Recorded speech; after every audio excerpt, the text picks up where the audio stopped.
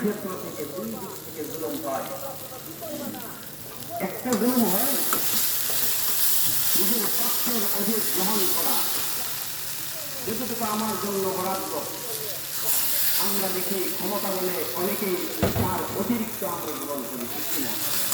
আমার জন্য বরাদ্দ যতটুকু তার চাইতে অধিক গ্রহণ করি, এটা একটা জুলুম। আবার আরেকটা জুলুম হচ্ছে আমার অধীনস্থ যারা আছে তারা তাদের যতটুকু প্রাপ্য ততটুকু তারা পায় না, তার মধ্যে কম পায়।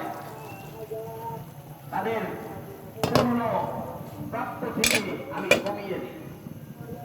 সাধারণত ক্ষমতা পেলে আমরা দুনিয়ার ক্ষেত্রে দুনিয়াবি ক্ষমতা পেলে এই সমস্ত জুলুম আমাদের কাছ থেকে হয়ে থাকে।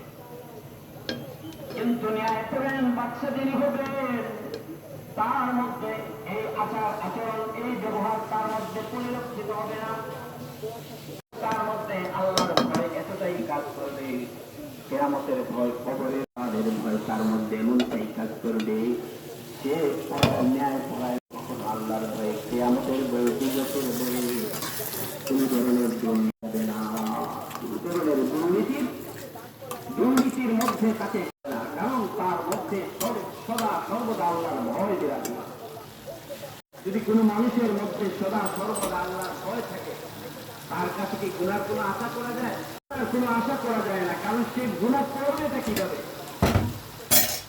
তার মধ্যে সদা সর্বদা দুজকের ভয়, আল্লাহ তাআলার ভয় বিরাজমান, করবেটা কিভাবে? এজন্য বলা হয় প্রথম আল ইমাম আদিল সুলতান আদিল, ন্যায় পরায়ণ শাসক এমন শাসক যদি হয়ে থাকে যে আল্লাহ তাআলাকে ভয় করে, আল্লাহ সুবহানাহু ওয়া তাআলা আর কিয়ামতের মাঠে তার মধ্যে আরশে আজিমের নিচে তাকে ছায়া প্রদান করবে। এই হলো প্রথম শ্রেণী। এভাবে ন্যায় পরায়ণ বক্তা দেখবেন দুনিয়ার ইতিহাসে ন্যায় পরায়ণ বক্তা অনেক গেছেন, আপনারা ইতিহাস ঘাটাঘাটি করলে দেখতে পাবেন। সামান্য মাত্র দুর্নীতি করতে পারেননি, কারণ আল্লাহ তাআলার মধ্যে সদা সর্বদা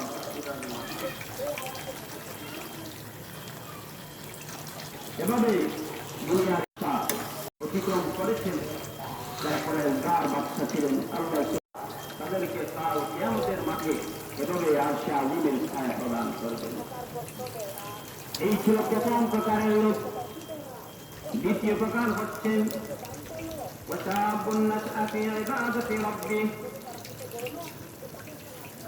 ওই সমস্ত যুবক যে আল্লাহ তাআলার ভয়ে সমতুল্য হবে না, সারা জীবনের নফল একটা ফরজের সমান হবে না। কিন্তু আমরা এতটাই দোকার মধ্যে এতটাই প্রতারণা, আমরা মনে করি বৃদ্ধ বয়সে গিয়ে ফরজ কেনের সাথে তাহাজ্জুদ মিস দিব না, নামাজ ছাড়বো না, কিন্তু যৌবনে কিন্তু ফরজ ইবাদতই ছেড়ে দিলাম। ও দুনিয়ার মুসলমান, আমার যৌবনের ইবাদত আল্লাহ তাআলার কাছে সবচেয়ে বেশি গুরুত্বপূর্ণ, কিন্তু এই সময়ের ইবাদতটা আমি এতটাই কৃপণতা করলাম, সন্তুষ্টির জন্য আমার এই সময়ের ইবাদতটুকুকে আল্লাহ তাআলার জন্য সমর্পণ করতে বিষয়।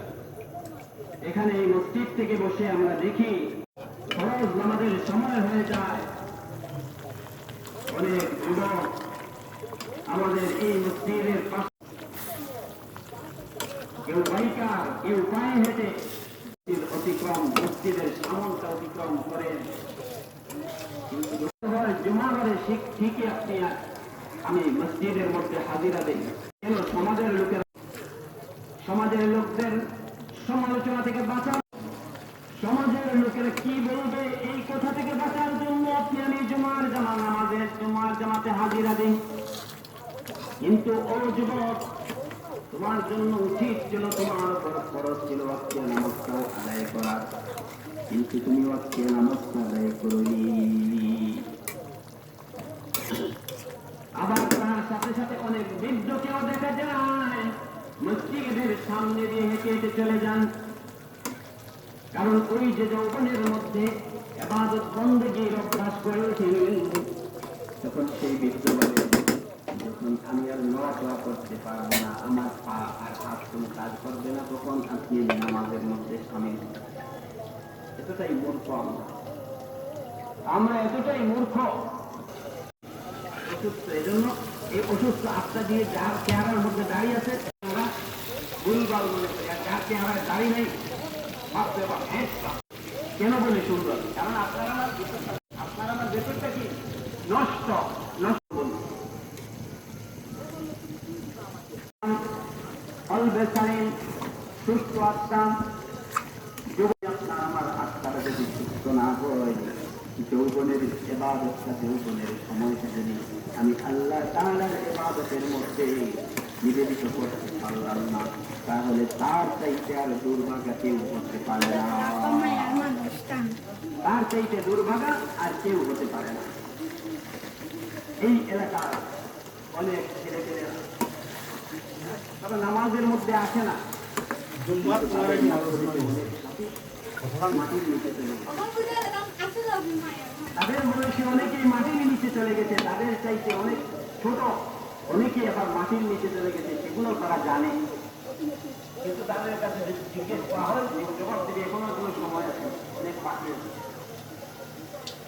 ওদের কাছে বলে আল্লাহ ইসলাম খবর দিয়ে দিচ্ছে, তোমার মৃত্যু নিচের দিকে থাকে, সে ইবাদতের মধ্যে নিজেকে বিলীন, আমি সেই যুবককে কিয়ামতের মাঠে আমার আরশে আজিমের ছায়া প্রদান করব। নবীজি আলাইহিস সালাম বলেন, ভাগ্যবান যুবকই হতে নিজেকে যৌবনের সময় নিজেকে আল্লাহর ইবাদতে যা বলে থাকেন, ছোট রয়েছে, মাত্র তো 30 বছর বয়স হয়েছে, ছোট রয়েছে। আমাদের ছেলেদের বাইরে 20 বছরের ছেলেদেরকে মানুষে বিয়ে দিয়ে তাদের কাজ শেষ করে ঠিক কিনা? সিলেটে আসলে 30-40 বছরের বাচ্চা হয়ে গেছে। এমন মাতা পিতা যারা সন্তানদেরকে এত এত এত এত অবহেলা করে তার জিন্দেগিটা নষ্ট করে দেন, কালকে আমাদের মাঠে সেই আপনার আদরের সন্তানই আপনার বিরুদ্ধে আল্লাহর আদালতে বিচার দায়ের করবে, মধ্যে কোনো সন্দেহ নেই। এজন্য